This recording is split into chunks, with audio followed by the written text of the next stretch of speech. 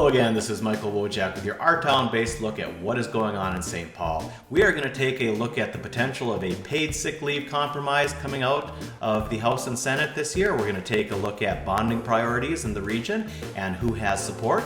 And finally, we're going to talk a little bit about blue laws, one of which being laws that restrict what breweries can do here in Minnesota, but in none of our surrounding states. 2022 is a bonding year. The state works in 2-year cycles. The first year tends to be the budget year. The second year tends to be the bonding year, although there does tend to be some overlap as well. So one of the things that was of interest to me is looking at what are the priorities for local communities and what has bills of support at the state right now. Ultimately, when it comes time to pass a bonding bill, it typically requires strong bipartisan support, and it typically has it in the state of Minnesota because this is the opportunity for local elected officials to bring home for their community. I went through and searched bills from our local legislatures just to see what has support out there, and in the end, there's likely to be a compromise between the governor, the state house, and the state senate for what actually gets included. But Rochester has a lot of needs and priorities, and there are a number of bills that would address critical needs in our community, but also take the time to add quality of life amenities to our community as well. So just perusing the bills that have been introduced, I see that there is support in both the House and the Senate for a number of items. These include a municipal heating district for the city of Rochester. This doesn't sound particularly exciting, but if you care about energy efficiency and climate change, it kind of is a big deal. And what this would do is it would replace some of the county steam system with a new high efficiency heating system downtown that would be incredibly efficient and could expand to cover more and more public and private buildings in the future.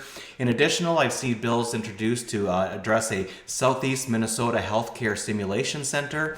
There's bills for the Olmsted County interchange with Highway 14 and 60th Avenue West. That is that terrible intersection that's incredibly unsafe that should either be closed or rebuilt or something. There's an appropriation for the Children's Museum of Minnesota. Safe Routes to School, which is something that funds projects making routes to school much safer, is also in there.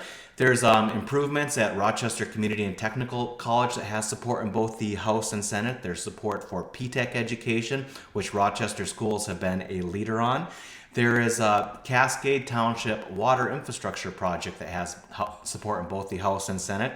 And finally, there's also support for the sediment removal at Silver Lake, which would take care of a number of environmental concerns and just management concerns in that location.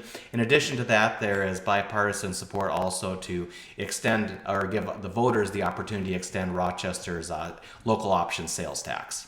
Minnesota is the only state with divided government, and as such, something that's likely to pass the House and Senate and be signed by the governor is going to require bipartisan support. One of the priorities for Democrats for a long time has been to create a paid sick leave program for the state of Minnesota. They want to focus on creating something similar to the unemployment insurance program where everybody pays in and you can tap those funds if you have an employee who needs those services. The GOP has come back. Julie Coleman, a young woman who represents Chanhassen, Minnesota, she came back with a proposal similar to something that actually did pass in the state of Virginia, where there's a private insurance-based tax credit program that could create this for a lot of employers. It might be challenging for small employers to benefit from this, but it is a start, and it does mean there's potential for some sort of a compromise to create a paid sick leave program in Minnesota. Minneapolis currently has a program. Most places in Minnesota do not. March Madness time. Tournaments are going on. People like to get together, watch games. Folks like myself, we see March Madness as an opportunity to sit down and read what bills have been introduced in the House and Senate. Whatever your passion is, a lot of people might want to stop by their local brewery and pick up a can of beer or two to have at home. Wait, this isn't from a Minnesota brewery. Aha, that's right. Minnesota limits what breweries can do in ways that other states do not. In fact, every state surrounding us. One of the things that breweries would like to be able to do is sell 12 and 16 ounce cans out of their brewery. They can't right now. Another limitation is some of the breweries in Minnesota that have been so successful, they now brew enough beer that they can't sell it on site. These are some old blue laws that probably need to be addressed. These are limitations that exist in Minnesota, but not in other states.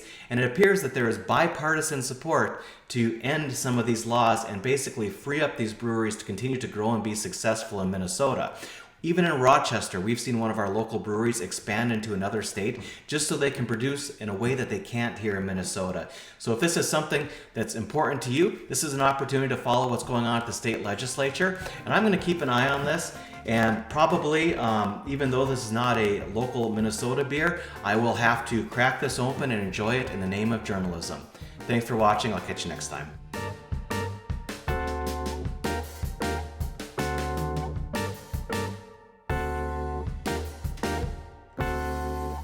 Funding for this program is provided in part by the Minnesota Arts and Cultural Heritage Fund and the citizens of Minnesota.